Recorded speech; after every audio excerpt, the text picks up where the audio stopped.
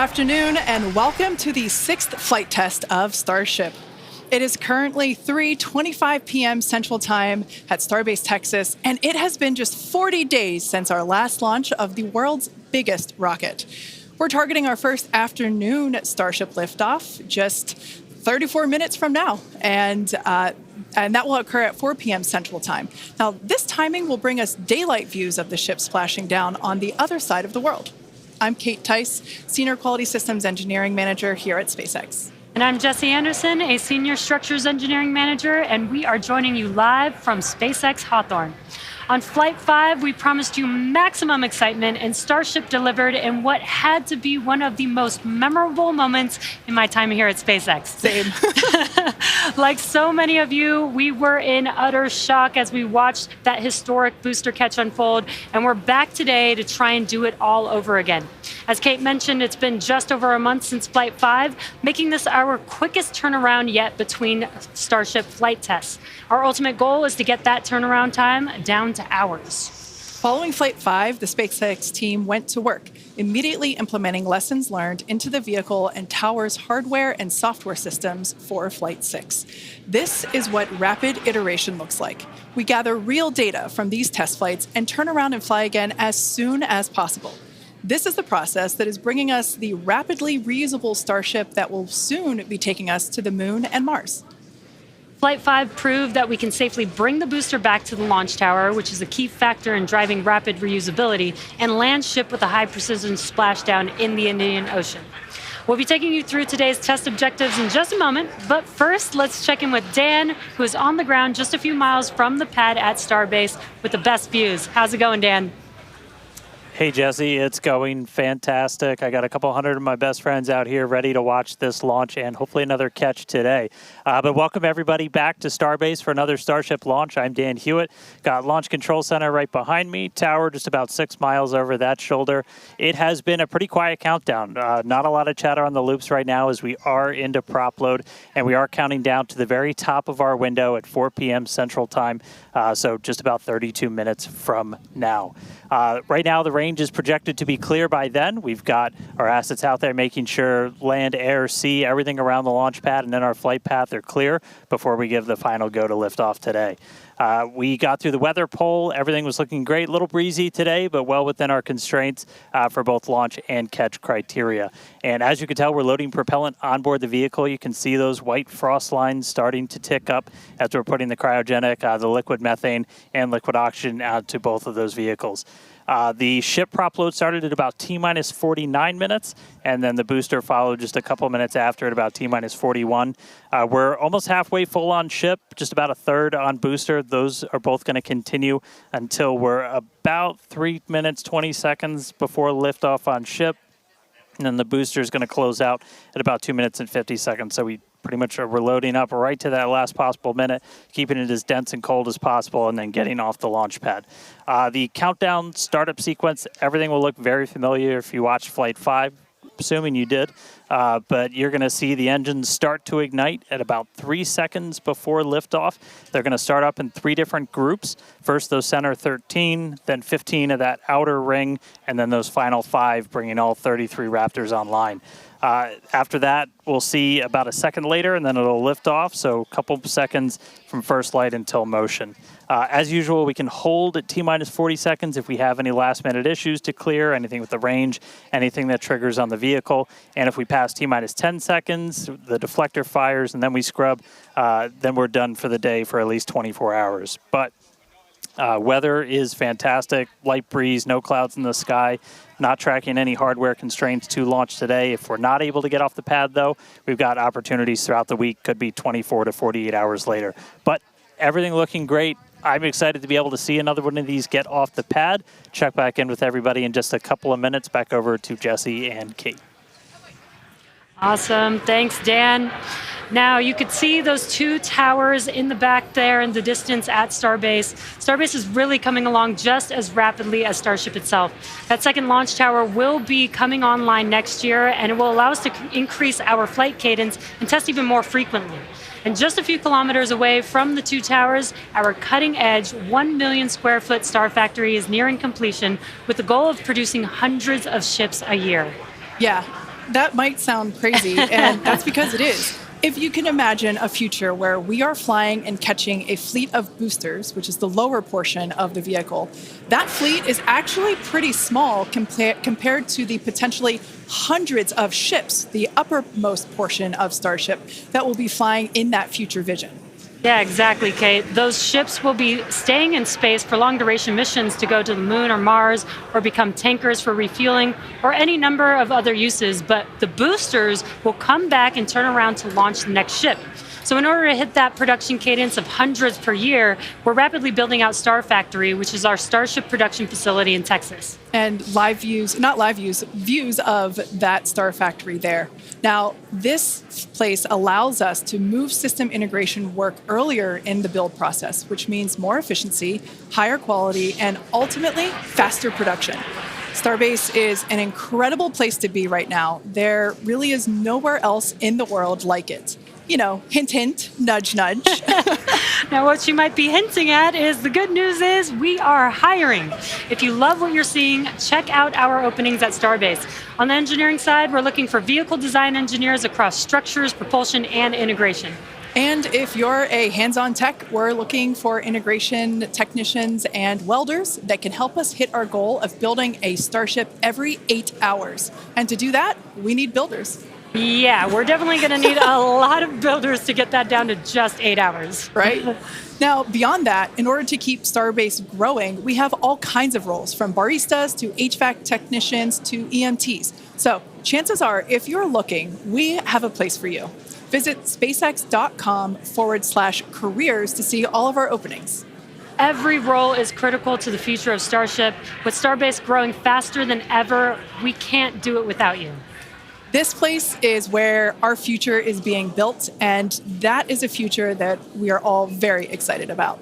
All right, let's dive deeper into the inner workings of Starship and learn more about this flying skyscraper. Starship features two major parts, the ship, which has 6 Raptor engines, and the Super Heavy booster, which has 33 Raptor engines. Now, just like flights 1 through 5, the current iteration of Starship is an experimental vehicle flying for development. And with a few planned upgrades, Starship will have 3 times the thrust of Saturn V at 10,000 metric tons of thrust, plus the added benefit of full reusability. Starship 2 will be capable of carrying more than 100 tons to orbit, and Starship 3 will be able to lift more than 200 tons to orbit. Now, the amount of mass we're able to launch per rocket is crucial to creating a self-sustaining city on Mars. Exactly. And speaking of launch mass, we should probably acknowledge the banana in the room and our today's secret payload.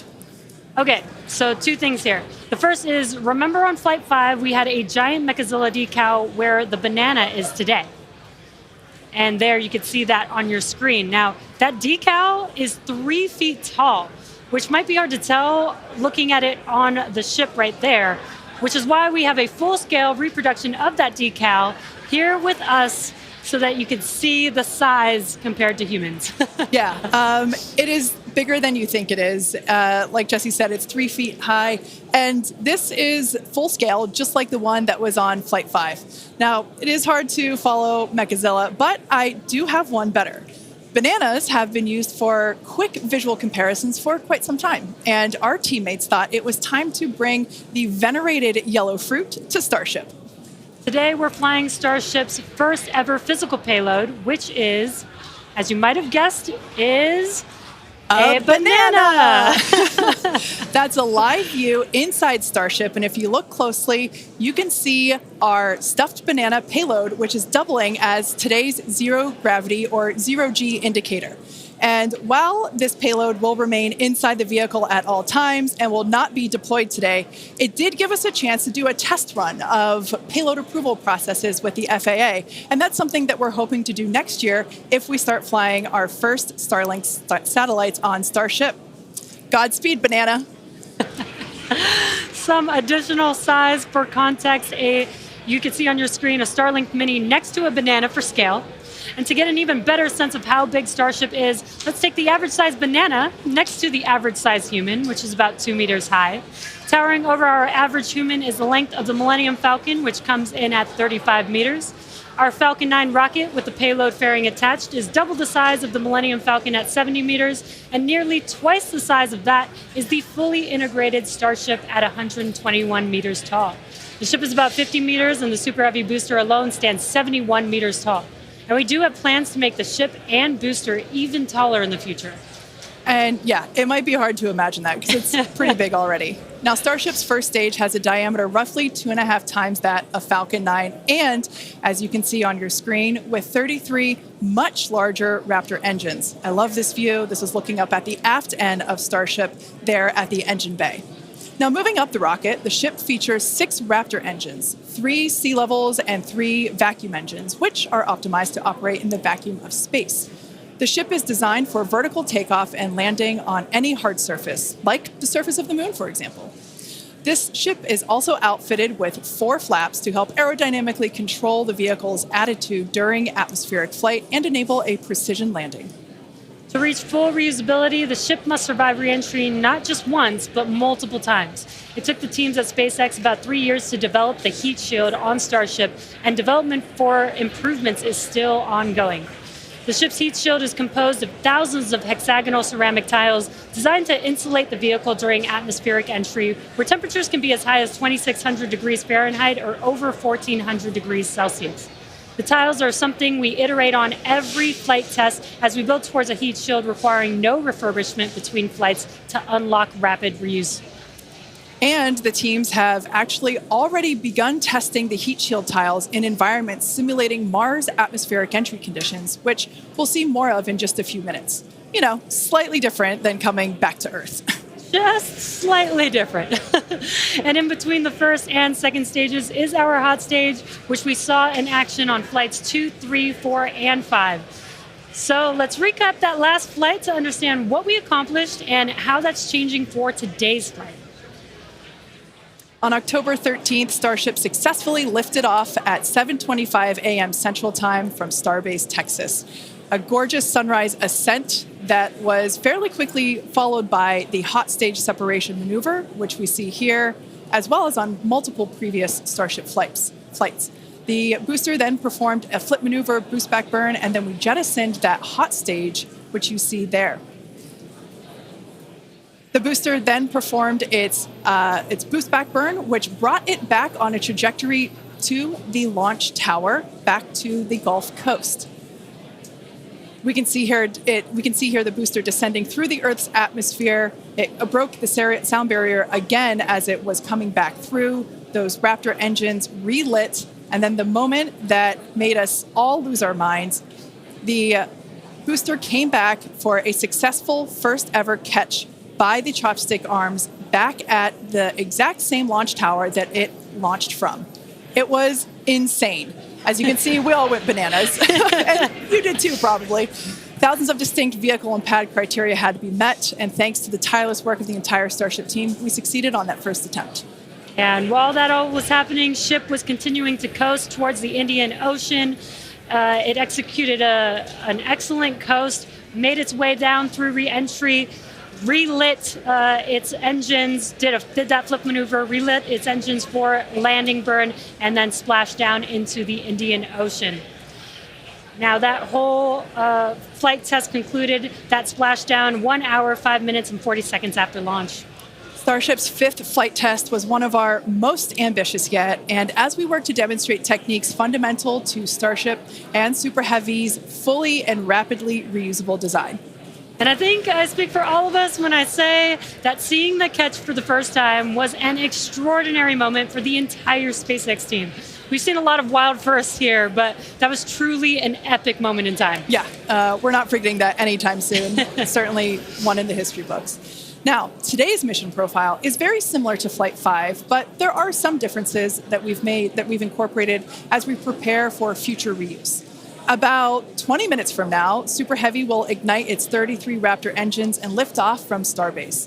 About 2.5 minutes into flight, the booster will separate from the ship in a hot stage separation, and we've seen that occur on multiple flights, including Flight 2, 3, 4, and 5. About 2 seconds after that burns, we'll jettison that hot stage.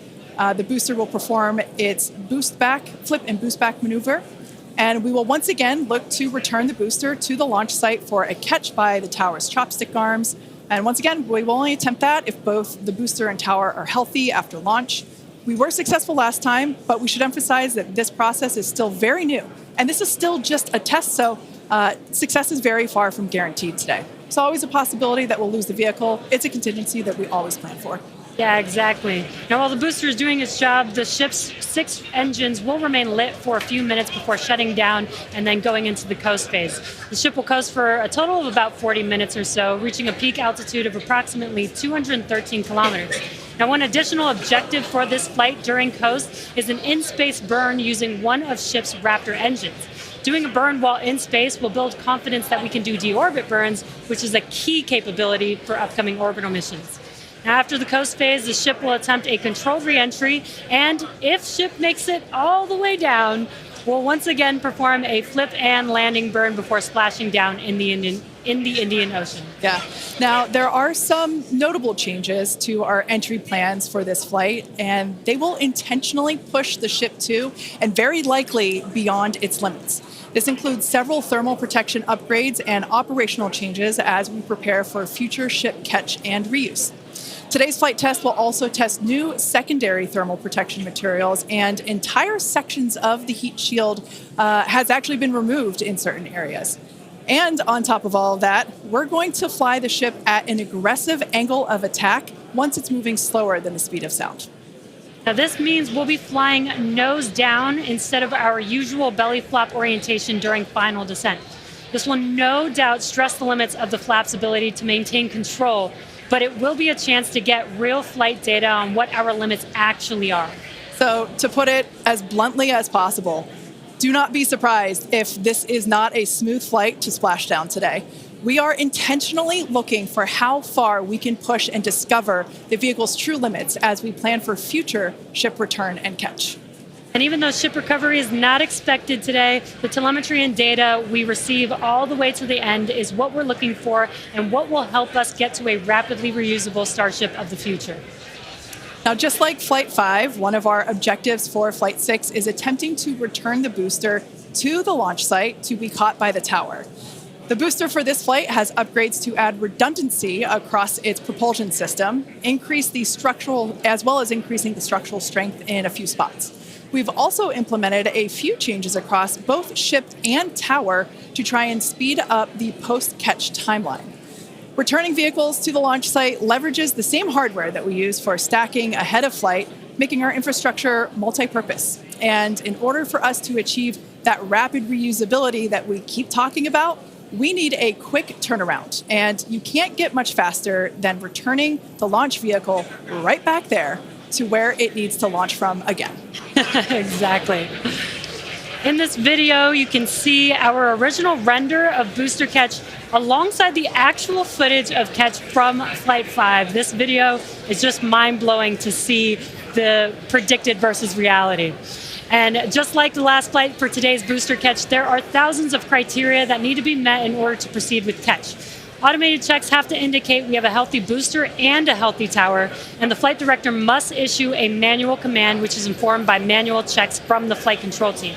If this command is not sent prior to the completion of the boostback burn, or if automated health checks show unacceptable conditions with super heavy or the tower, the booster will default to a trajectory that takes it to a landing burn and soft splashdown in the Gulf of Mexico.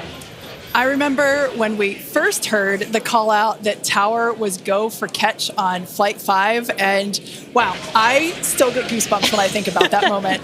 Now, for today's test, just like Flight 5, we're only going to catch if everything on the booster and the tower checks out after launch. As always, we accept no compromises when it comes to the safety of the public and our team. And so to that end, the area around the pad and the flight path are cleared in advance. A lot of things have to go right in order to line up the booster catch. So if all criteria is met, we will attempt the catch, but there is a chance that we may not. Either way, we'll be getting tons of in-flight data, which is extremely valuable. Exactly.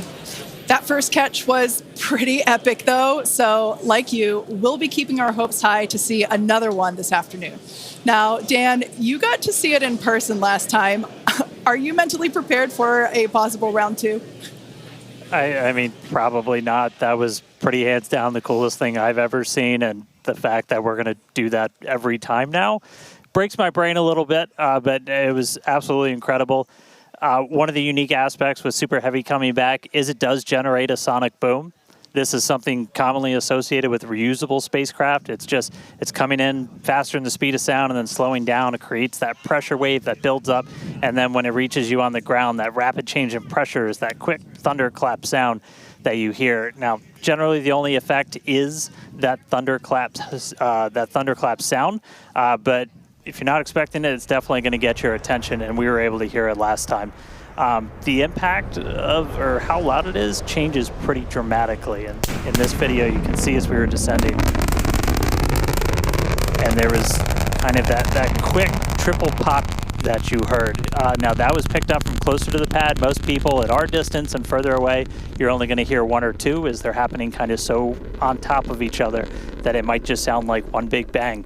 But as I said, that's something that's only associated with spacecraft being reused. We hear it with Falcon 9. We heard it during shuttle, and looking forward to hopefully hearing it today.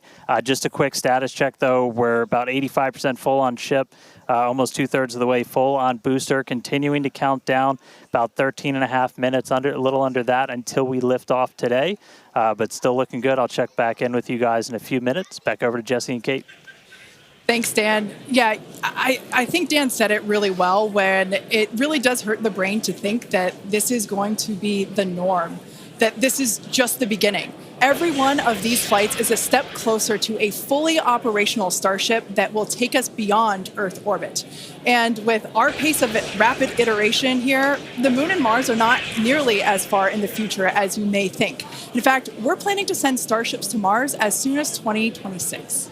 Which is when the next Mars transfer window opens, which is under 2 years from now.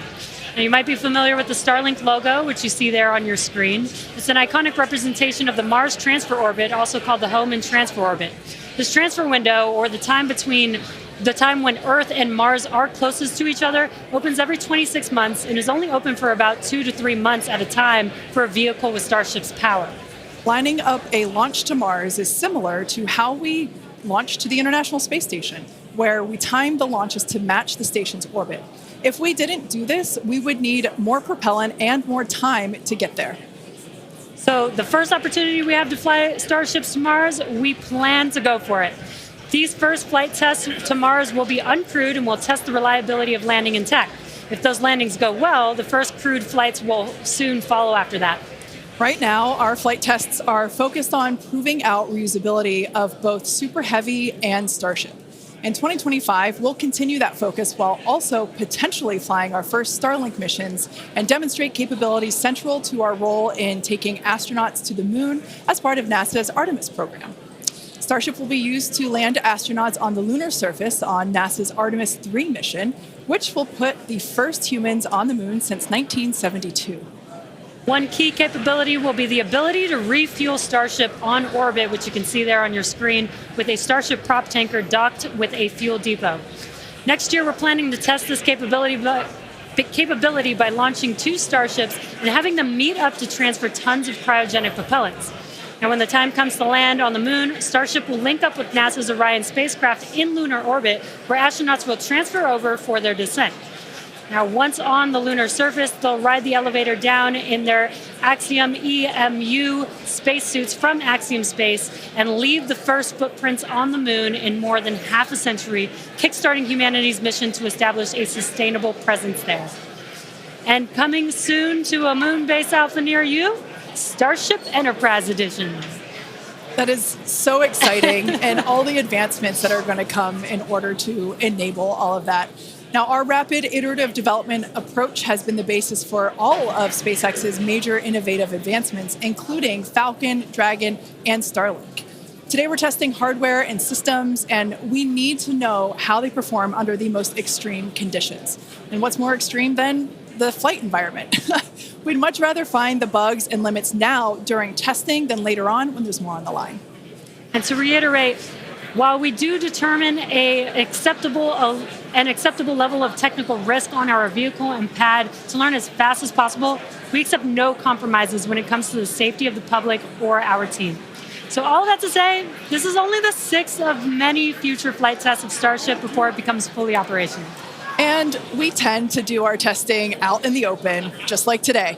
And that means people sometimes see when our hardware doesn't perform as we planned during that testing. And that's okay, because this is exactly what we are testing for, to physically see if hardware performance matches what we expect it to do or not. Even more with today's test flight, where we're purposefully pushing the ship beyond its limits. Starship development is also being aided by Starlink space-based connectivity. You might remember the Starlink panels that are incorporated into Starship, and you can see them there on your screen, those rectangular panels on Starship's nose cone.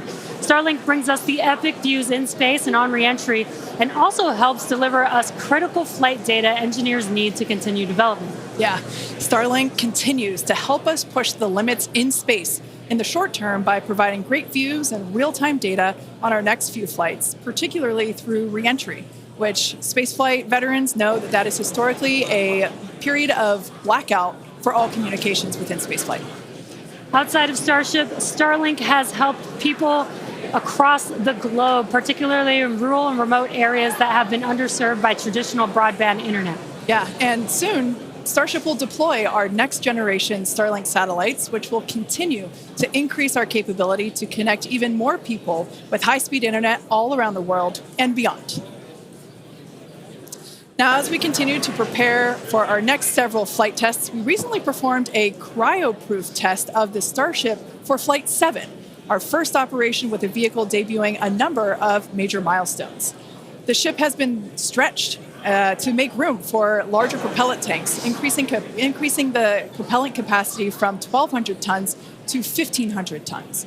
The forward flaps also got a redesign. They have shrunk in size and they also shifted in location, and both of these things will help better protect them during entry heating while still providing control. There's also a wide range of upgrades that will make the vehicle more reliable, adding redundancy and the ability to operate for longer durations in space. One unique aspect of a trip to Mars are the different conditions ship will see when entering the Martian atmosphere. Now, it's difficult to simulate Mars's atmosphere when re-entering on Earth, so we've been testing a variety of heat shield materials inside a specialized plasma jet chamber at the University of Illinois Urbana-Champaign, where we're able to more closely simulate Mars's 95% carbon dioxide atmosphere. Aside from looking awesome, this is important testing. The intense heat of entry will cause the CO2 to break down into its base elements, exposing Starship to atomic oxygen, which increases surface heating and can cause materials to oxidize or start to break down. Spacecraft entering over Mars encountered more than twice the amount of atomic oxygen at their peak when compared to Earth, and that is certainly a unique challenge. As we continue to test, we'll learn more about what makes a great heat shield for Mars. All right, now that we're heading into the final minutes of the countdown, let's go back to Dan for the latest on the ground there at Starbase. Hey, Kate, afraid I have nothing but good news for you. We have a go from our range safety team. We are a little over 90% full on ship, almost 85% full on booster, and not tracking any holds to an on-time liftoff. So we've got about 3 more minutes of prop load. As long as the range stays clear, we don't trip any other holds, we might blow right past that T-minus 40-second mark and lift off right at the top of our window at 4 p.m. Central. So toss it back to you guys one more time, but fun part about to start, we are, a little under 6 minutes away from launch. All right, so we are continuing to progress now at 5 minutes and 43 seconds until liftoff. Now, once we pass the T-minus 40-second mark, a number of events are going to occur in rapid succession.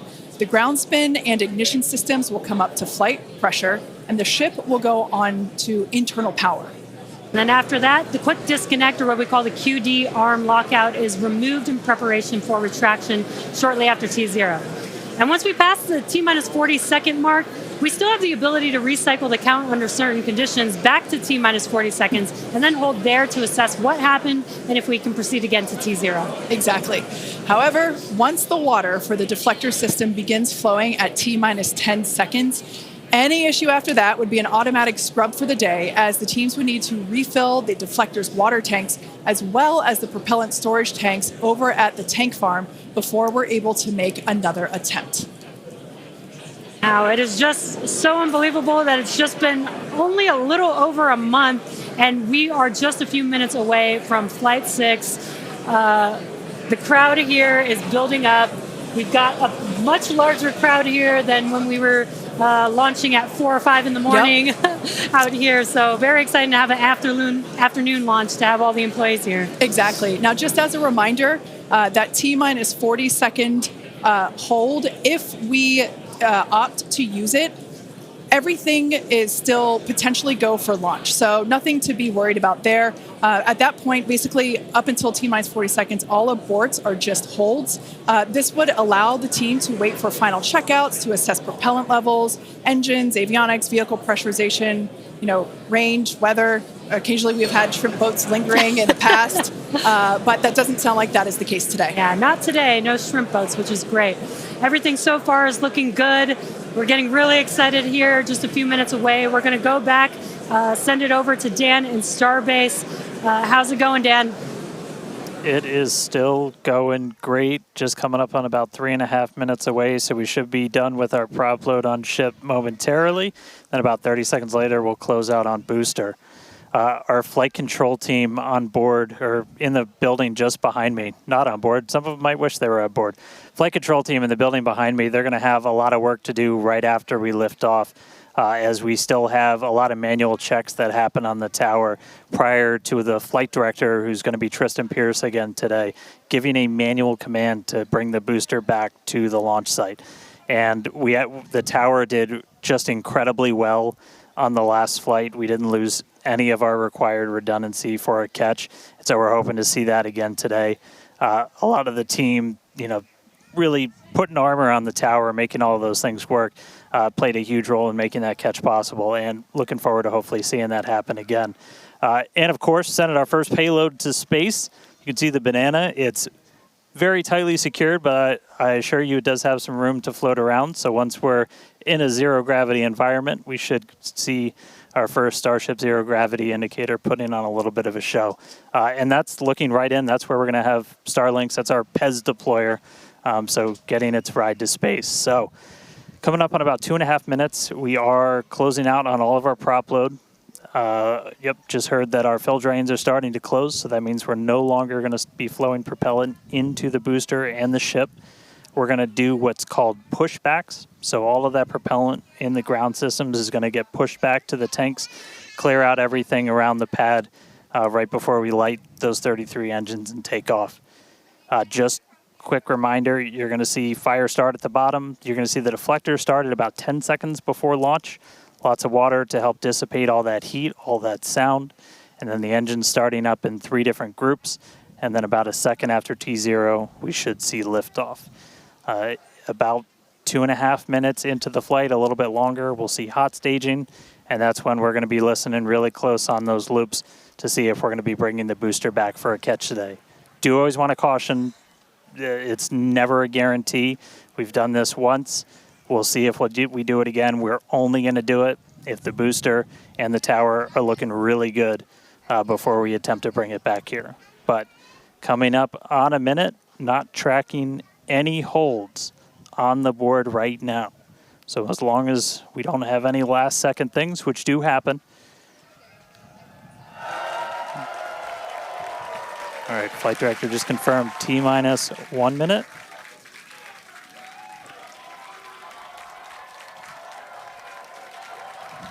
Key moment to look at in 10 seconds, that T-minus 40.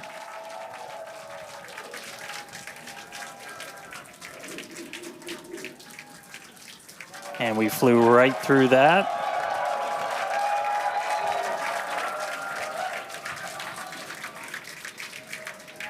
Flight directors go for launch. All right, we're now T-minus 20 seconds until liftoff of Starship Flight 6. This will mark our second attempt to catch the Super Heavy booster at the launch tower, as well as 10, 9, 8, 7, 6, 5, 4, 3, 2, 1. 4, 3, 2, 1. Liftoff.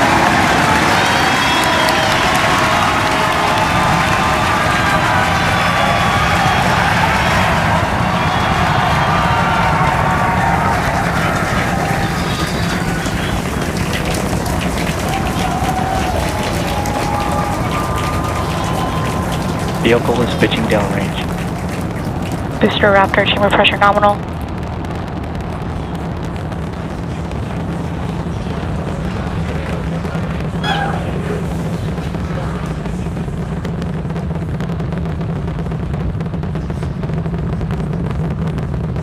Booster and ship, avionics, power, and telemetry nominal.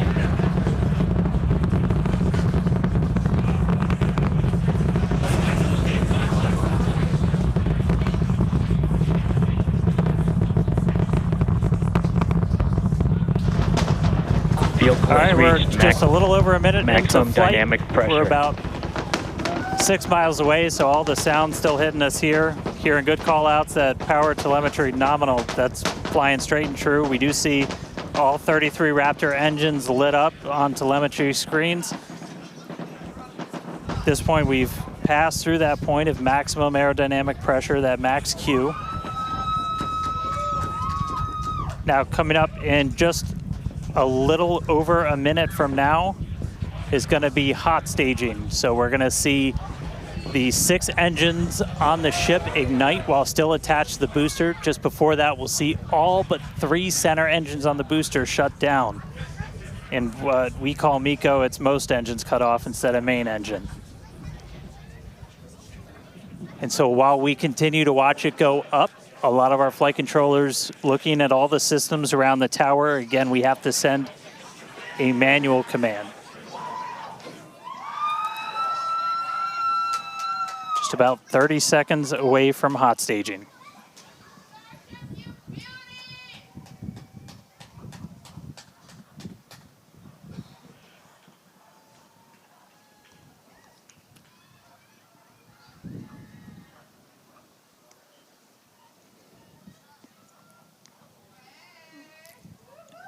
And we heard the tower is go for catch. Booster engine cut off.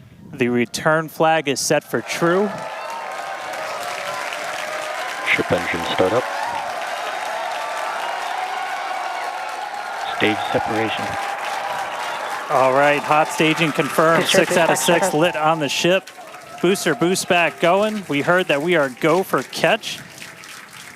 Kate, Jesse, take out the views. Hopefully I got a booster coming home real soon. Wow, from our view here, Dan, great views of planet Earth behind that super heavy booster. Right now it is performing the Ship boost chamber back pressure burn. nominal. Good news there, telling us that the pressures inside the ship are good. That is the second stage or the upper portion of the vehicle. Follow along with the telemetry on the bottom of your screen.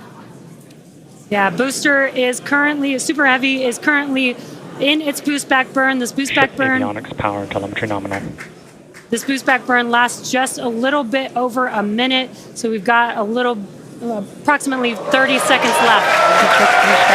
We've had shutdown of that boost back burn. Up next will be hot stage jettison. The view from the camera on the left, or from the booster on the left-hand side of your screen, and then tracking cam there on the right-hand side of your screen. We'll see those grid fins. Booster offshore divert. And we can also see that the hot stage has been jettisoned. Yes, visual confirmation of that there on your screen, which is great. Now the next Starship is following a nominal trajectory. The next step for booster is going into that landing burn. Again, it'll light up 13 of those engines and then pare down to 3 engines right before booster catch. All right, now just real quick, we did hear the call out, booster offshore divert. Unfortunately, that means that we are no-go for the catch. As we said before, both the tower and the vehicle, as well as the operators on console, have been actively evaluating the commit criteria for that return to the launch tower. And unfortunately, we did not have a pass on those commit criteria. So we are no-go for tower catch. And we did mention that we're constantly evaluating the criteria for catch. There's a lot of things that need to go well in order to line that up. Unfortunately, today we will forego booster catch today. But what you're seeing on your screen is ship currently making its way towards the Indian Ocean, still looking good so far. Exactly. So views there of the booster on the left-hand side of your screen, views of the ship on the right-hand side of your screen. Now, we said before that it was not guaranteed that we would be able to make a tower catch today. So while we were hoping for it, like we said, it was pretty epic on attempt 1, but the safety of the teams and the public and the pad itself are paramount. So we are accepting no compromises in any of those areas. Exactly, and we're still going to get a lot of good flight data with booster even, but especially with ship. Again, we have an additional objective today to do an in-space relight of a Raptor engine, which again will help us set us up for being able to do deorbit burns, which is Ship chamber pressures are nominal.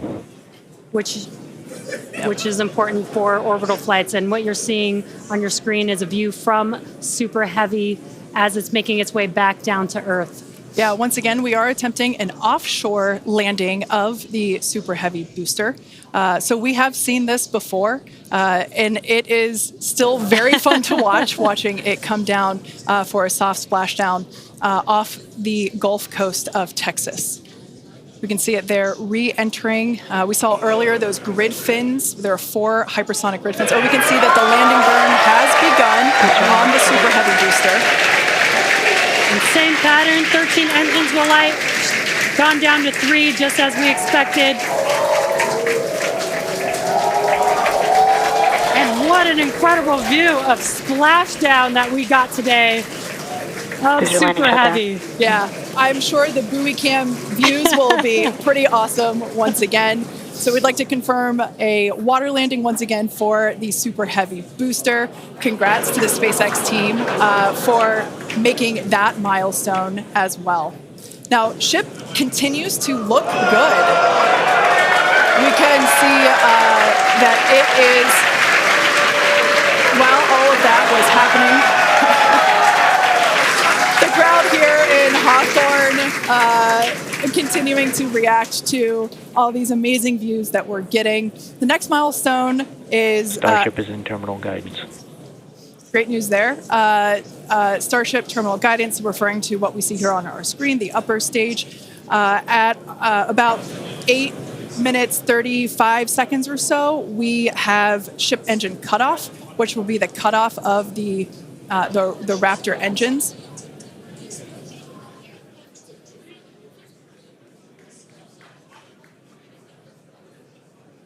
We can see on our screen ship giving us some incredible views brought to us by Starlink.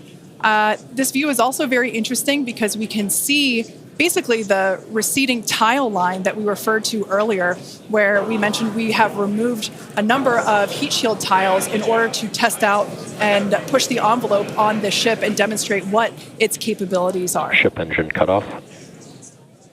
And there we just heard call out for SECO, ship engine cutoff. Great news there. Everything continuing to look awesome for ship. Full view looking aft on ship here. Ship, FTS is saved. Nominal orbit insertion. There's that call out we were waiting for. Confirmation of good orbital insertion for ship today. It has been a very exciting afternoon so far. We'd like to send it back over to Dan, who can give us that live view experience. Dan, once again, are you okay after witnessing another Starship launch? Yeah, totally fine. You guys have to be jealous. This is the only way to do this. This is fantastic. No, it was really cool to see it lift off 33 out of 33. Didn't go for the booster catch today. Initially, we were good, and then we tripped a commit criteria and did the offshore divert. So we went and did that water landing, as everybody saw. We'll dig into it a little bit more, but again, we've done it once, we've now done it twice. We're going to keep trying to do it, as this is just a core capability of Starship and what's going to make it so incredible. There's a lot left. We're just about almost 10 minutes into this flight, so about 50 plus minutes still to go. Ship nominal orbit, so it's on its way around the planet. It's going to attempt to do an in-space burn. We're going to light one of those Raptor engines, the sea-level ones in the middle, just to help demonstrate that we can relight in that microgravity environment. Really critical for deorbit burns as we start to do some orbital missions in the not-too-distant future. And then following that, we'll see a ship entry maybe a splashdown. As you guys said, we're really going to be pushing ship on this one.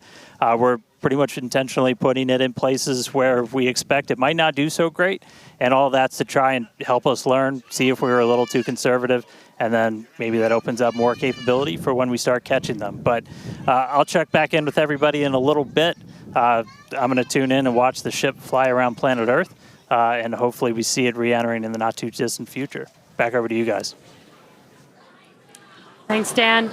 Development testing, by definition, is unpredictable, which we saw with super heavy splashing down in the Gulf of Mexico today, but that is exactly why we test. As is standard for these tests, the area around the pad and along the flight path was cleared prior to launch, and we expect the road and beach to remain closed until further notice. Yeah, testing development flight hardware in a flight environment is what enables our teams to quickly learn and execute design changes and hardware upgrades to improve the probability of success in the future. Please do not attempt to approach the booster in the water for your safety as well as for that of our team that will be working on recovery. Now, we are going to continue though. The mission is not done. Exactly. The mission's not over. Ship is still coasting, but it has been nonstop since liftoff, and with the booster having completed its job for the day, we are going to take a short break for the next 35 minutes or so while ship continues to coast before re-entry. Now, as with previous flights, Starlink may enable us to talk to the ship through re-entry with no communication blackout. Now, we are still testing Starlink during this phase of flight, so nothing is completely certain. Yeah, so if we do have views, we will be sure to bring those to you live. And of course, one of those views include that of our, as we said before, surprise payload, the Banana. And we are looking forward to it. So we're going to come back in a few minutes, around T plus 35 minutes. Yeah, exactly. Views or no views, we'll see you back here at T plus 40 minutes for our coverage of Starship's re-entry, flip maneuver, landing burn, and hopefully see a splashdown.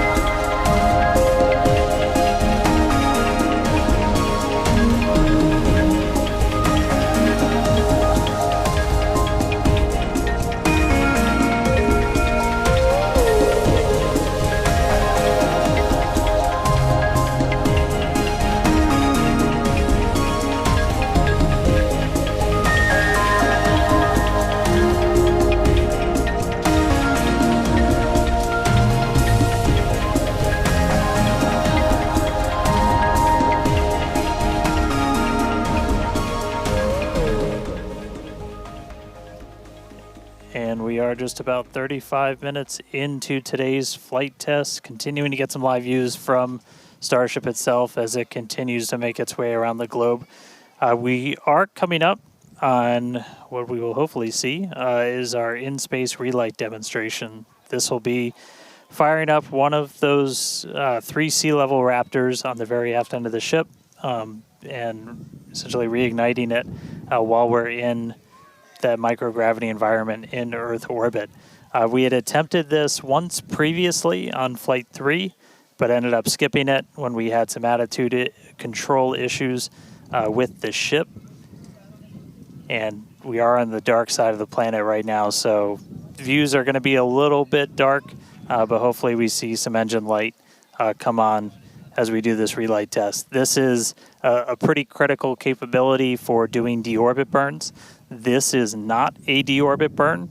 Want to stress that we're on a trajectory where if we didn't fire off the engine at all, we are definitely coming home.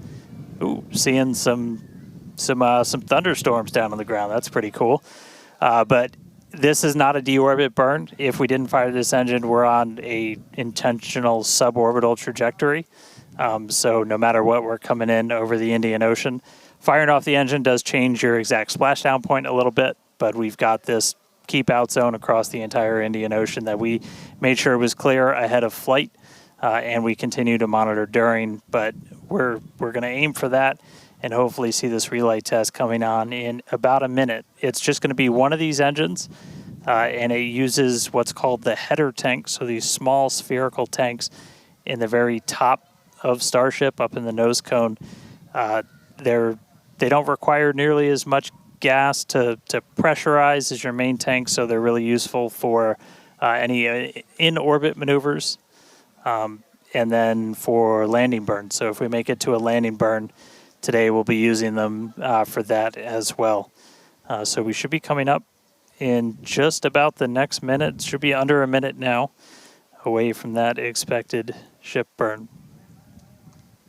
And again, we've relit Raptors pretty frequently.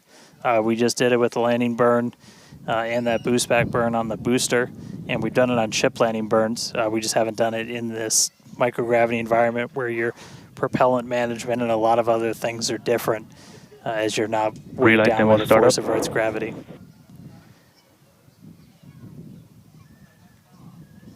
And just heard the call out for startup. There's some light. There's that Raptor relit. And shut down. All right, there you have it. The first time ever lighting a Raptor while in outer space, other than our ascent burn. So really cool to see that relit. That's a pretty critical capability that we're going to need when we're doing orbital missions in the not too distant future. So check another one off. That was a really cool. That was an objective we really wanted to hit on this one, and so good to see ship knock that one out in orbit. But for now, we're going to coast for just a little bit longer, and then it'll be time for ship entry. So we'll get the usual light show as we return from hypersonic velocities. We're just starting to do the entry prep for that, so we're going to get the flaps positioned, and then it's going to start taking the brunt of all of that heat as you're coming in from well in excess of 10,000 miles an hour. That's all going to build up a lot of heat as you're encountering an increasing atmosphere, building up that friction. And we're going to see how the tiles fare. We've also got some pretty cool tile experiments that we'll talk about in a little bit. But coming up real soon, ship re-entry, successful relight, and we'll start this entry part soon.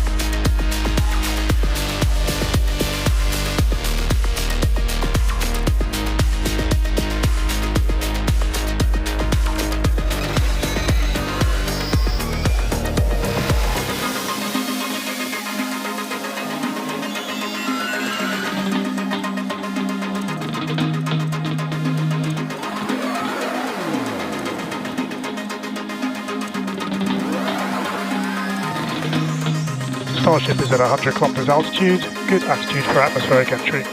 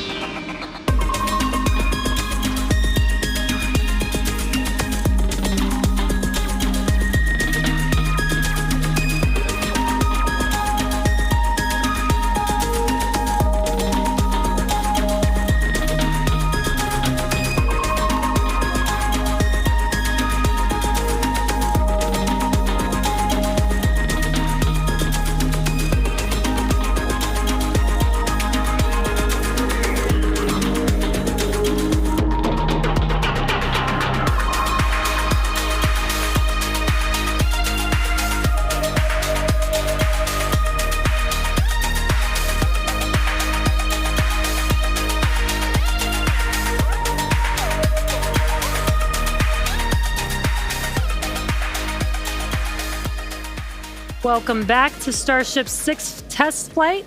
It has been an exciting day so far. We lifted off from Starbase at 4 p.m. Central Time. The Super Heavy booster and ship had a successful separation as well as a good boostback burn and good separation of the hot stage adapter. We did not attempt a return to the launch site and catch attempt today when strict criteria were not met, and the Super Heavy booster executed a planned divert to a landing burn and soft splashdown in the Gulf of Mexico. Yeah, obviously we were hoping to come back to the tower, but This was a test, and we knew that it was a very viable possibility. Starship is at 85 kilometers. Flaps now have control of the vehicle. All right, great news there, turning our attention over to the star of the show here, giving us these amazing views once again. We heard the call out there telling us that the Starship vehicle is now 83 kilometers above, coming up around T plus, now actually, the ship, as you can see, is beginning to re-enter the Earth's atmosphere. As a reminder, one of the main goals of today's flight test is for the ship to make it through the extreme heat of re-entry and to do so in a controlled manner. Now, re-entry is typically a portion of flight where we don't have communication capability with the spacecraft because it's re-entering at or around orbital velocity, which is roughly 8 kilometers per second or about 5 miles per second. Now, at those speeds, pretty fast. The spacecraft is moving through the atmosphere rather quickly, and that results in friction, as we can see that starting to happen on our screen, and this creates a plasma field around the vehicle. That blanket of plasma distorts communication frequencies, so it's not uncommon to experience brief blackouts in communication.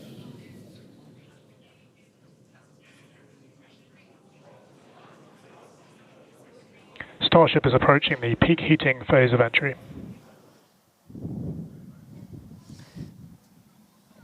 And we just heard we're getting into the peak heating phase. We're getting these views courtesy of Starlink. We've got 4 different terminals on the ship itself. It's what's really allowed us to get real-time data during what's otherwise been just a mystery box, essentially, for spacecraft design, where when you're re-entering through the atmosphere, at least getting anything in real time hasn't ever been possible before, but we're able to not just get these views, but real-time telemetry from the ship as it's coming through. Do really want to stress that we are really pushing the ship today.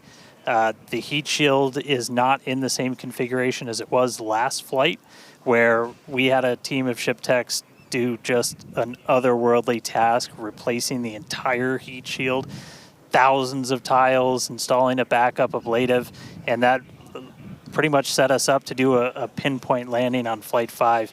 We did not do that with this one.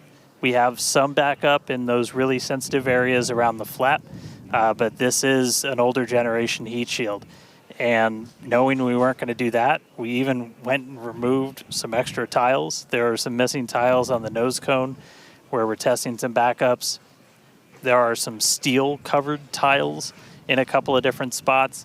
And there's also a whole lot more steel of the ship showing. As you guys talked about, we gave it a little bit of a haircut, a couple hundred tiles trimmed off the sides, and that's where we might have catch fittings in the future. But color's starting to come in. So it looks like things are going to start heating up, Kate and Jesse. Yeah, fun fact, Dan, we actually removed 2,100 heat shield tiles from Starship in order to basically present that necessary receding line, which you kind of can see there in your view. Think back to previous flights. The heat shield line came up further on the vehicle, and just like Dan said, we want to test the vehicle beyond what we think it is capable of carrying based on our simulations and calculations. So once again, to just be super plain, don't be surprised if we see some wackadoodle stuff happen here. We won't be. There are a number of things that we are testing out intentionally to see what the ship can take. Yeah, exactly. And knowing what those limits are will really help us design the vehicle of the future. Essentially, removing those tiles helps us remove a lot of weight from the vehicle, a lot of things that might potentially need refurbishment in the future. And the goal is to come up with a heat shield pattern or design that we don't have to refurbish. We can just continue to use it over and over again. And that's why we're changing some of those tiles and moving stuff around, removing a lot of those tiles, as Kate has been mentioning. Exactly. And, looking forward to the Starship capability of the future, we want to be able to catch Starship like we do with boosters. And so the next flight, we want to better understand where we can install catch hardware not necessarily to actually do the catch, but to see how that hardware holds up in those spots. And today's flight will help inform, does the stainless steel hold up like we think it may based on experiments that we conducted on Flight 5. Now, continuing to look, amazing views. Yeah, Dan, go ahead. Oh, I was just going to say, like, there's so much on this flight that we're doing to try and, make all the ships that we're about to start flying even better, just really understand what their capabilities are going to be. We've got kind of the next-gen ship lined up for Flight 7. It's got all of those heat shield upgrades and everything. And one of the things that we're going to be doing that's most interesting, and one of the reasons we wanted daylight, is we're going to be flying pretty aggressively as ship comes in. We're going to be kind of nose down, and we've done it in wind tunnels. We've done it in simulations. You might see the flaps really flapping around, trying to control the vehicle. We're betting we might have a little bit more capability than we think in just the analysis, but always a chance that bet doesn't pay off. But that just helps us know, like, what are our Starship limits. is now halfway through the peak heating phase of entry. Sweet. Halfway there. Halfway home, guys.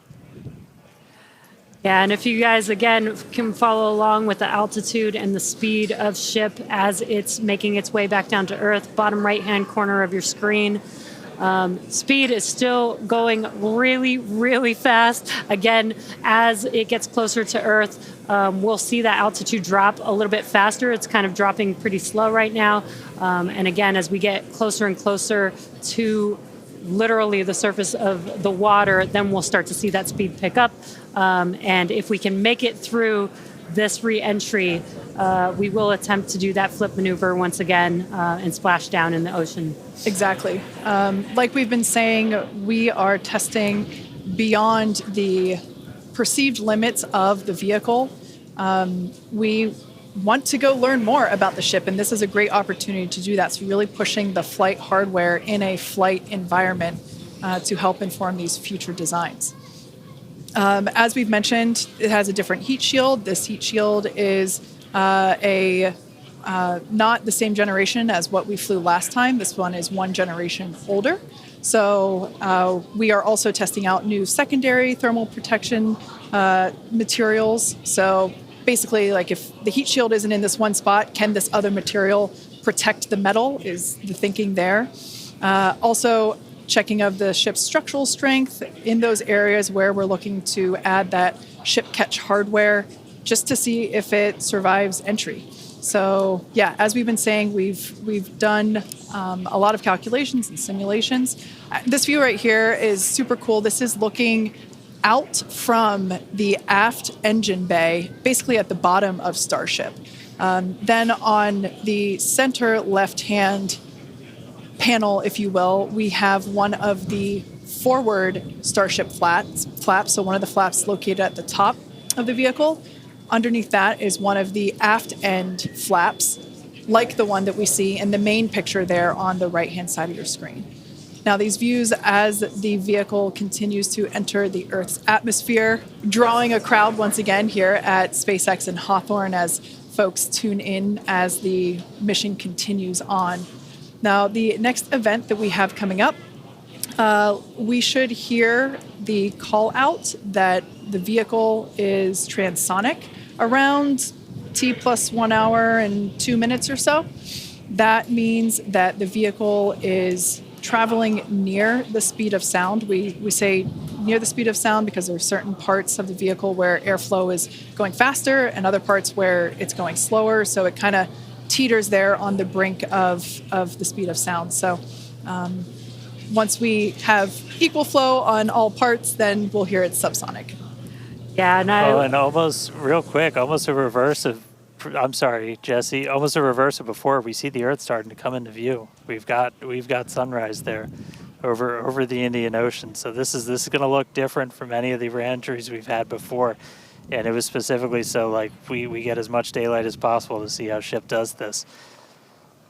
Over to you, Jesse. Sorry about that. Dan, great minds think alike. That's exactly what I was going to point out, is that we're getting a lot clearer view of the Earth in the background with the different temperatures that we're seeing, with the different colors of that plasma around the ship, which is really, really cool to see.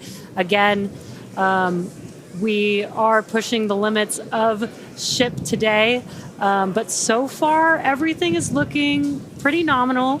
We'll see how the next few minutes goes. Yeah, like we've said before, don't be surprised if this is not entirely smooth sailing all the way down to the ocean's surface. Similar to Flight 5, we are targeting the same splashdown location in the Indian Ocean, but we are not expecting to recover the vehicle. Right, and we were getting some glimpses of the flaps. The flaps so far are looking pretty good. We're not seeing any burn through. There's those flaps again in that hinge area, which is our most concerning area there. That's great news for us for now. Again, the next few minutes could change as we continuously push those limits.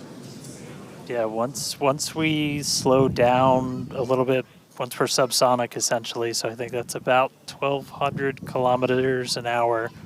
Once we're down below that, that's when we're going to kind of dip our nose down and get that more aggressive angle of attack. Normally we're just belly flop right into the water, pretty much, that position. But if we're going to be able to do return to launch sites, we're going to want to be able to fly with a little bit more of an angle of attack, get you a little bit more range as you're coming through. And so this'll be just a test to see quite how far can we push it. And obviously we're going to do these kind of tests way out here in super remote areas before you ever try to bring a ship back to a place like Starbase. Starship remains on a good entry trajectory. External temperatures are coming down. All right, great news there. That tells us that we are through the phase of peak heating. So we are expecting these temperatures to continue to come down. Once again, we are targeting a soft splashdown in the Indian Ocean off the northwest coast of Australia. We can see these beautiful views of planet Earth coming in. Yeah, this is very different, where we had nighttime views of the ship as it was re-entering. And now we've got daylight. It is about an hour or so after sunrise there in the Indian Ocean. So pretty cool to see this. Yeah, and it might not seem like it makes a huge difference, but we do get a little bit more light on ship as well for the camera views that we have, which is very beneficial for us to visually see anything and try and correlate that to any of the sensors or data that we have on the vehicle. Exactly. That is why we shifted our launch window so that we could have that daylight in order to improve our observations of the vehicle. So not only are we getting all the raw data from all the sensors that are on board Starship, but we also have multiple cameras and assets out there that are watching the vehicle and will also be able to tell us with this visual story that is also very, very important.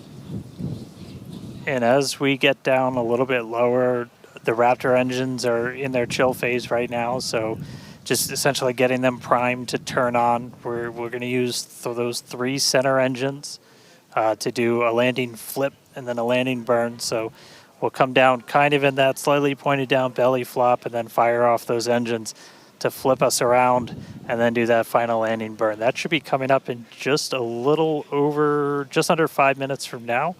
And then hopefully we start hearing some call outs on transonic and subsonic as we slow down. Again, once you hear Starship as subsonic, keep a close eye on the flaps. They're going to be working overtime essentially to maintain control of the ship as we get a little more aggressive with this.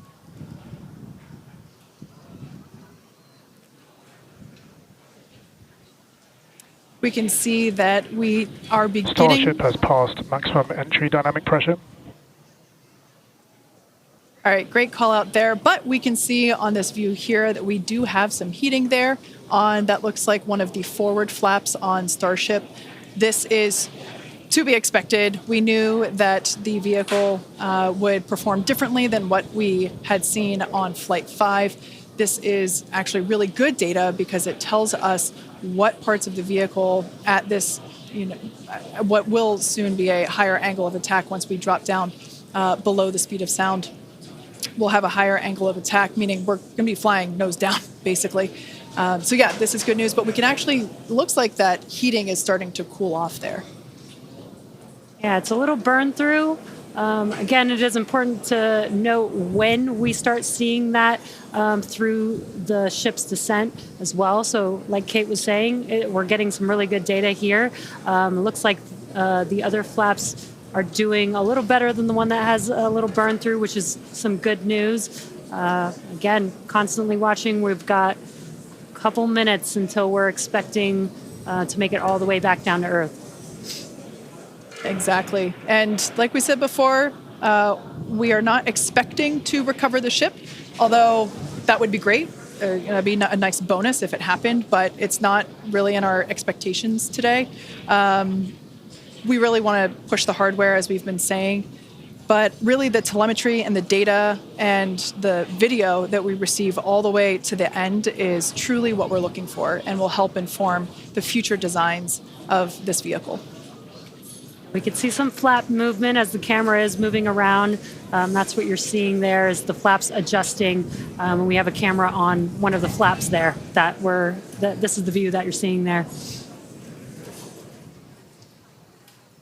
And you can also see the graphic in the bottom. Starship is slowing down past Mach 1. And call-outs aligning with this. You can see the orientation of the vehicle starting to change. You can follow that graphic at the bottom of your screen. Again, that is why those flaps are changing. They control the orientation of the vehicle. Yeah, there are four. Go ahead, Dan. Starship has started the subsonic belly flop, remains on a good trajectory. I was going to say this is when things will start to get a little interesting. So this is when we're moving slower than the speed of sound. You can see that nose slowly start to tip down, and we're going to try and maintain flap control the whole way. But we are just a couple minutes away from hopefully doing a landing flip and landing burn if the flaps can hold together. Yeah, this is such a cool view. This reminds me of when we first performed the belly flop maneuver on the high altitude test with serial number 8. We saw the ship come back through, and I always wondered what it looked like from the ship's perspective, and this perspective, I think, helps inform that. We will be, as Dan said, we will be dipping down a little further and really be flying nose first. This higher angle of attack, we're intentionally doing it to stress those aft flaps, and that will help inform the limits of flap control in order to collect data for future landing profiles.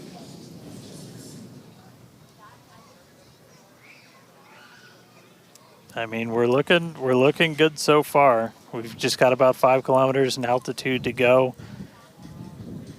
We'll ignite the engines when we're still just a couple hundred meters over the ground, do that flip. Starship is passing through 5 kilometers altitude, remains on a good trajectory. I have a feeling this is going to look so cool as it passes through the clouds. Obligatory shout out to the entire avionics team on Starship. And there's that nose down orientation.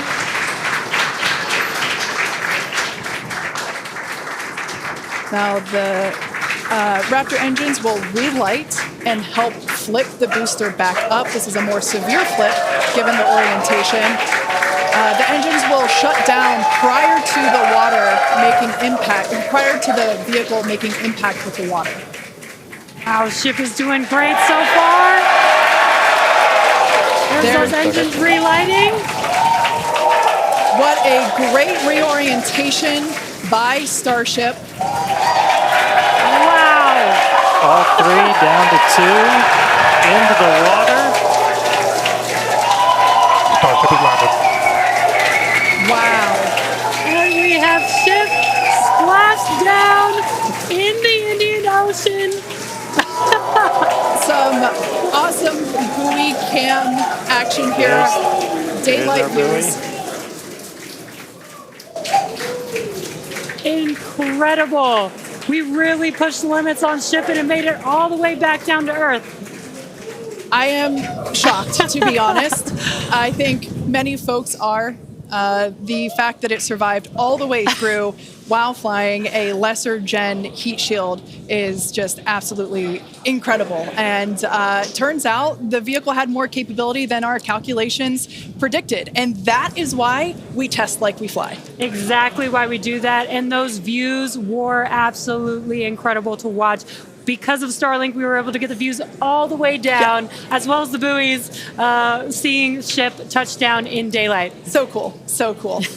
Now, we want to, unfortunately, wrap up the show. Yeah, exactly. We'll say congratulations to our teammates at SpaceX and to everyone who supported the Starship program. And thank you to all of our future customers for your support.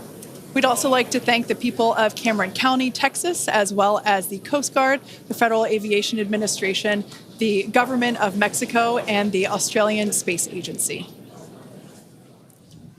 Now, be sure to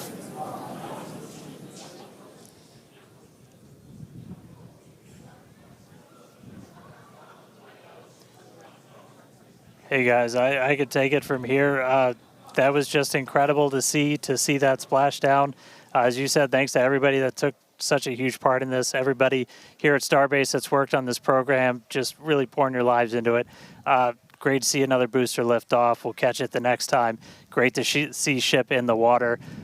New version of ship coming soon, so a lot more exciting launches coming up real soon here from Starbase. But I'll send us out this time. We'll see you guys next time.